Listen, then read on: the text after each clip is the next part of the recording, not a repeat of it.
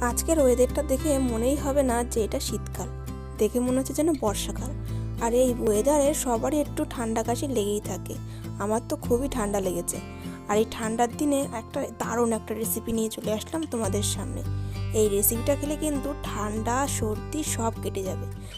তার জন্য মাঠের থেকে একদম টাটকা সর্ষের ফুল তুলে এনেছি। সর্ষের ফুলগুলো ভালো করে ধুয়ে নেব। এবার কড়াইতে দিয়ে দেবো সর্ষের তেল আর কাঁচা লঙ্কা আর কয়েক কোয়া রসুন।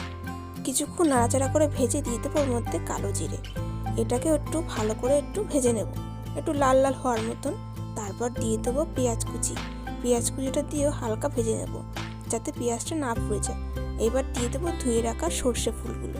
সর্ষে ফুলগুলো দিয়ে কিছুক্ষণ নেড়ে চেড়ে নিয়ে তার মধ্যে দিয়ে দেব পরিমাণ মতন হলুদ, লবণ, চিনি, যেগুলো প্রয়োজন।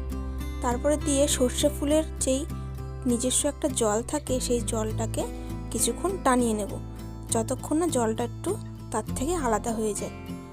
কিছুক্ষণ নেড়ে চেড়ে নিয়ে দেখো কতটা শুকনো শুকনো ভাব হয়ে যাবে।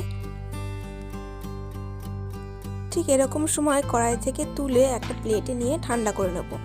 কিছুটা ঠান্ডা হয়ে যাওয়ার পর এগুলোকে তারপরে বেটে নেব। হালকা যখন একটু ঠান্ডা হয়ে গেছে দেখো শিলপাটায় নিয়ে নিলাম। আর নিলাম কিছুটা সর্ষে। কাঁচা সর্ষে দিয়ে যখন এটা বাটা হবে একটা আলাদাই ঘ্রাণ বেরোবে।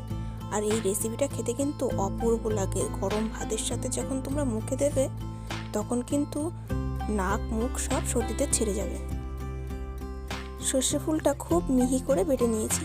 দেখো বাটাটা ঠিক এরকম হয়েছে। ব্যাস রেডি আমাদের সর্ষে ফুল বাটা।